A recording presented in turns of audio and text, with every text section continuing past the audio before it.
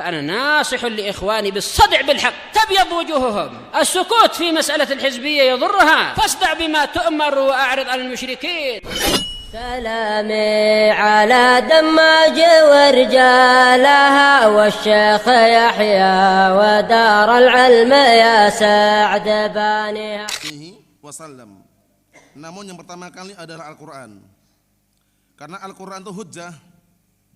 Tapi bagi siapa? Bagi orang yang mengamalkannya. Dan juga akan menjadi penyerang, pembantah bagi orang yang tidak mengamalkan Al-Quran yang dia hafalkan, yang dia pahami. Oleh karena itu Rasul alaihi salatu wassalam beliau mengatakan wal Qur'anu hujjatun laka au alaika. Dan Al-Quran itu adalah hujjah untukmu atau justru akan menghujati dirimu. Kita lihat berikutnya kata beliau, wa man talabas sunan falyakun mu'awwaluhu ala haditsil a'immatis siqat al-huffaz. Maka barang siapa yang mencari ilmu hadis, maksudnya adalah ilmu hadis ini, mencari sunnah, maka hendaknya sandarannya itu adalah hadis para a'immah as-siqat, para a'immah yang siqah, yang terpercaya, al-huffaz, yang mereka para penghafal hadis. Jadi bukan sembarang orang gitu loh, selektif dalam mencari guru, enggak sembarang guru, enggak sembarang barakallahu fik tauladan, tapi benar-benar a'immah yang siqat al-huffaz. Wa mimma yusta'an bihi ala fahmil hadis al-ilm bilisanil Arab. Penting ini, termasuk perkara yang bisa membantu seseorang untuk memahami hadis adalah mengilmui, berilmu terhadap lisan Arab, bahasa Arab maksudnya. Kita ini kan orang ajam kan? Kita orang ajam, lisan kita terbiasa ngomongnya bahasa kayak gini, bahasa Indonesia ini. Mau diubah ke Arab pun berat. Karena kita kadang kalau di Indonesia ini permasalahannya itu kadang kita mau ngomong Arab lawannya Indonesia, lawannya Jawa misalkan, sulit. Kecuali memang sama-sama paham dan sadar. Ketika dulu di Yaman sana, terakhir kami ketika ziarah ke Yaman, bertemu Syekh Yahya waktu itu, beliau menasihatkan untuk mengajak komunikasi para talabatul ilm dengan bahasa Arab. Kami katakan kami siap Syekh, cuman lawannya ini, maksudnya yang diajak bicara ini mau enggak? Baru ngomong sebentar langsung mereka yang duduk itu orang-orang Indonesia bilang terjemahnya apa? Akhirnya terpaksa pakai bahasa Indonesia lagi. Kita ngobrol di hadapan Syekh Yahya pakai bahasa Arab. Kita ngomong na'am Syekh, insyaallah sanatakallam bil Arabiyyah. Tapi sebelah ini orang-orang santri-santri baru itu ngomong terjemahnya apa? Nah, otomatis kan kita berubah lagi bahasa Indonesia. Kalau terjemahkan pakai Arab dengan Arab yang lain mungkin belum paham juga. Nah, di sini syahidnya pentingnya belajar bahasa Arab, barakallahu fiik. Karena Al-Qur'an berbahasa Arab. As-Sunnah berbahasa Arab. Lisan orang Arab, Arab juga. Kita lihat wa mawaqi'il kalamiha. Wa mawaqi'il kalamiha, dan juga kita harus tahu tempat-tempat kalamnya. Maksudnya tempat-tempatnya itu maksudnya masalah i'rabnya, ya kan? Kedudukannya bagaimana? Kemudian makna kalamnya apa? Wasi'atul lughatiha, dan luasnya bahasa Arab tersebut. Wasti'aratiha, dan juga masalah penggunaan peminjaman kata. Wa majaziha, kalau ada majaznya juga. Sama isti'ar itu minjam, majaz juga mirip-mirip. Meminjam kata untuk apa? Untuk makna yang lain. Contohnya ja'a Zaidun asadan, telah datang Zaid dalam keadaan seperti singa, minjam kata. Bukan singa beneran. Maksudnya keberaniannya gitu loh. Paham ya? Itu namanya kalau menurut sebagian orang majaz. Wa illa, kata Syekhul Islam Ibnu Taimiyah, laisa hunaka majazun la fil Qur'an wa la fis sunnah wa la fil lughatil Arab. Di sana enggak ada majaz. Tidak dalam Al-Qur'an, tidak dalam As-Sunnah, tidak juga dalam bahasa Arab. Yang ada itu uslub min asalibil Arab, gaya bahasa orang Arab. Paham ya? Nah, seperti itu.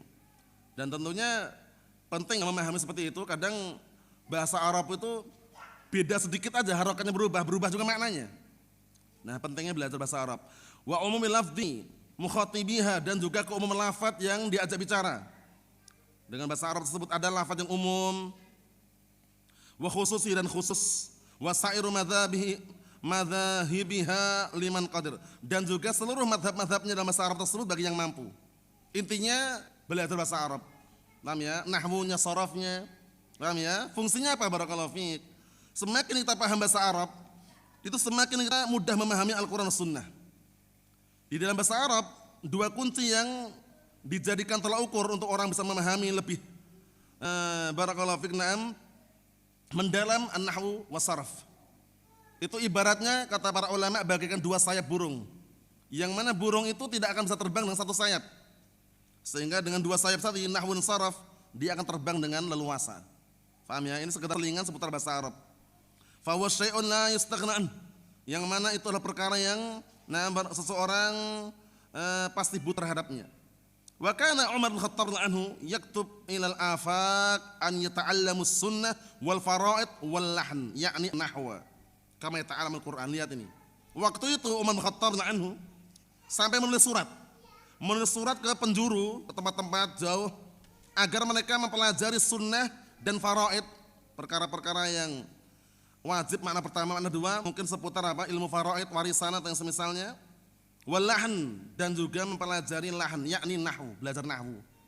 Paham ya? Sebagaimana mempelajari Al-Quran. Berarti benar-benar nahwu itu kalau cuman ibaratnya orang cuman baru belajar sebentar putus, belajar putus. Itu ibaratnya buka istana, pintunya dari besi, baru buka, tutup lagi, belum masuk dia. Belum menikmati itu loh. Baru dapat bal kalam, tutup lagi pintunya. Apa nih ya? Ini kita bicara yang fakta dan realita seperti kebanyakan orang. Belajar bahasa Arab, baru babul kalam, udah buka pintunya, nengok dalamnya, bagus kelihatannya, tutup lagi sama dia. Paham ya? Padahal bukanya berat loh, buka pintu istana terbuat besi loh ya. Seharusnya dia buka, masuk sekalian, maksudnya belajar nahwu sampai selesai gitu loh. Setelah masuk tuh dari dalam pintunya, belajar sampai tuntas, dia bisa menikmati. Paham ya? Nah, karena ibaratnya nahwu itu seperti istana, pintunya terbuat dari besi, sehingga bukanya berat, ya kan? Kalau sudah buka, jangan tutup lagi, kecuali tutup dari dalam. Buka tutup, ya, dapatnya ja'a zaidun aja. Apa nih ya? Nah, barakallahu fiik. Ini pengalaman dalam artian yang di hadapan antum dulu pernah seperti itu, tapi ternyata itu enggak bagus. Paham ya? Setelah dicoba, ya kan, ditelaah kembali, memang harus bertahap sampai tingkatan yang bisa dikatakan tertinggi lah, kalau bahasa Arab nahwu alfiyah malik lah.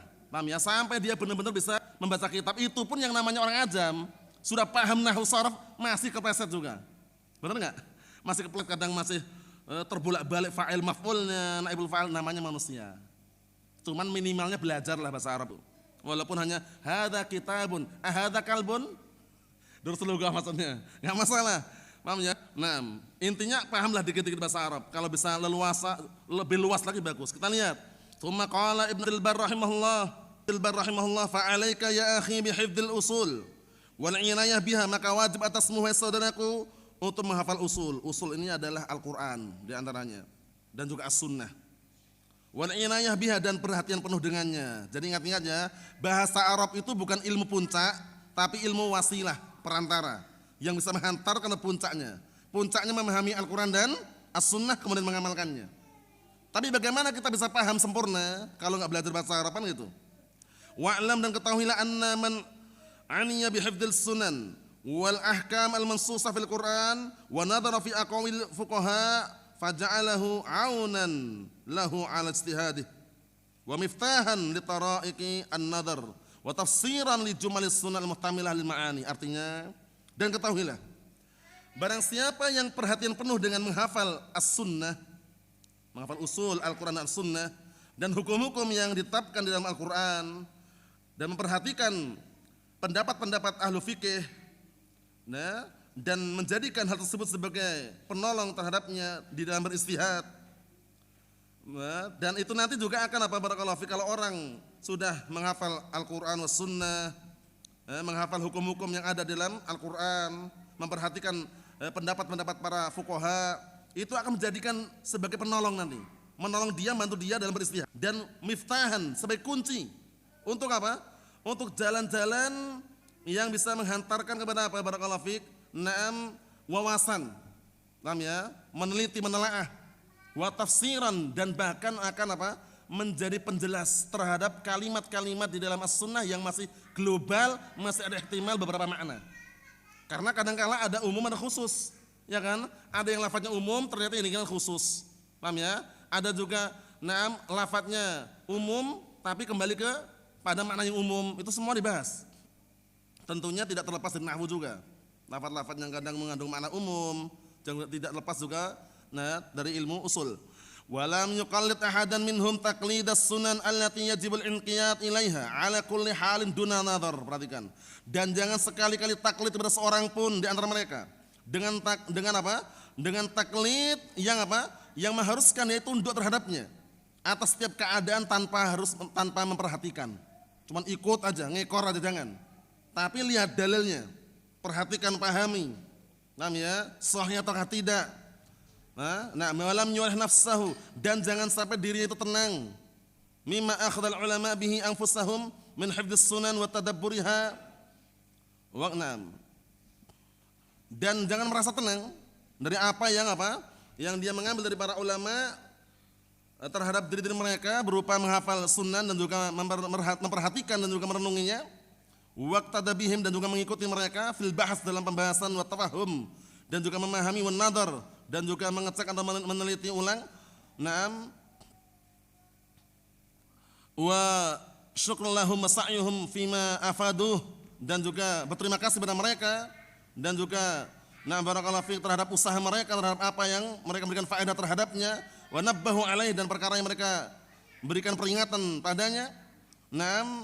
Wa hamduhum ala sawabihim, dan pujian terhadap mereka atas apa? Atas pembenahan yang diberikan kepada mereka. Alladzi huwa aksar aqwalihim wa lam yubrihum minaz zalal kama lam yubri'u anfusahum minhu. Maksudnya barakallahu fiik, panjang ini maksudnya.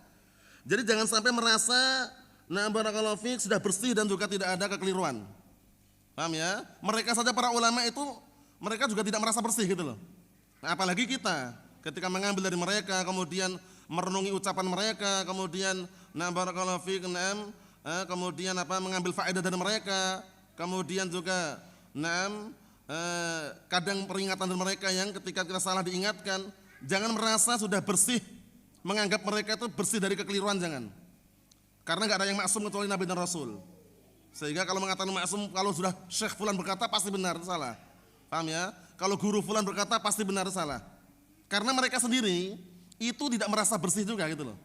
Bagaimana pengikutnya jangan sampai merasa guru ini bersih terus, enggak pernah salah gitu loh. Paham ya?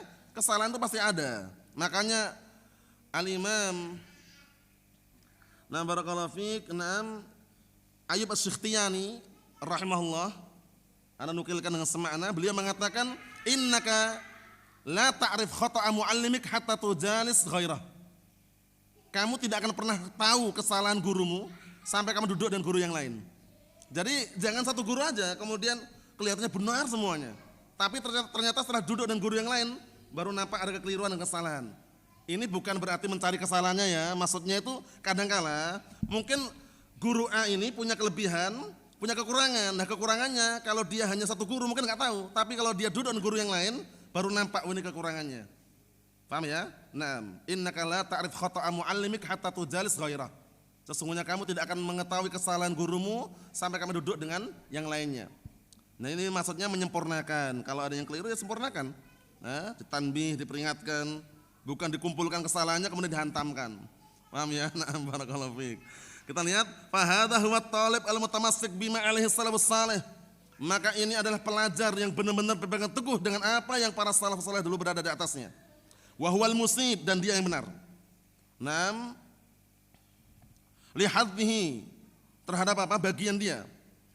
Wal mu'ayyin li rusdihi wal mutnam, dan yang apa? Yang benar-benar dia menentukan untuk petunjuknya. Wal muttabi' li sunnati nabiyyih, dan benar-benar orang yang mengikuti sunnah nabinya sallallahu alaihi wasallam, wa hadi sahabatih, dan petunjuk para sahabatnya ridwanul alaihim ajma'in ila akhirih. Jadi benar-benar dia itu tidak taklid, benar-benar dia mengikuti apa yang ada dalam Al-Qur'an Sunnah, kemudian juga tidak menganggap bahwasanya ulama itu maksum, sebagaimana mereka sendiri juga tidak menganggap diri mereka maksum. Ambil yang benar, ada kekeliruan atau yang semisalnya bisa diperingatkan dan juga dijelaskan. Masih panjang barakallahu fiik. Masalah ini kata beliau di sini masih kalam Ibnu Jauzi juga masih panjang. Insyaallah pada pertemuan yang akan datang barakallahu fiik. Kesimpulannya, di dalam pelajari ilmu itu bertahap. sedikit demi sedikit, dan ilmu yang paling terpenting tadi yang beliau nasihatkan seperti Ibnu Abdul Bar rahmatullahi alaih, ilmu Al-Qur'an Sunnah jangan pernah disampingkan kemudian tidak ada yang dihafalkan. Kalau belum bisa menghafal semua Al-Qur'an, minimalnya ada yang dihafalkan dalil-dalil yang inti barakallahu fiik atau dari As-Sunnah. Wallahu a'lam bissawab, walhamdulillahirabbil alamin.